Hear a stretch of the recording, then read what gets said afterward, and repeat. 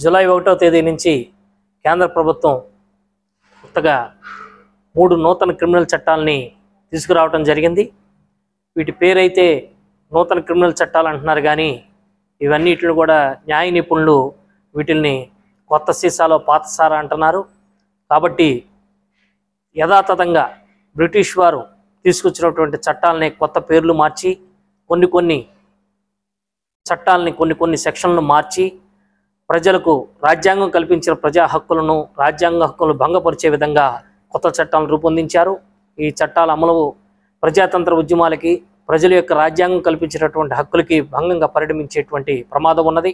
పార్లమెంట్లో 150 మంది ఎంపీలని బయటికి నెట్టివేసి దుర్మార్గంగా ఈ చట్టాలను అమలు చేయడం జరిగింది. లా కమిషన్తో కానీ న్యాయ నిపుణులతో కానీ పార్లమెంట్లో కానీ ఇటువంటి చర్చ జరగకోకుండా ఏకపక్షంగా అనాలోచితంగా హోమ్ మినిస్ట్రీ ఈ చట్టాలను తీసుకురావడం జరిగింది.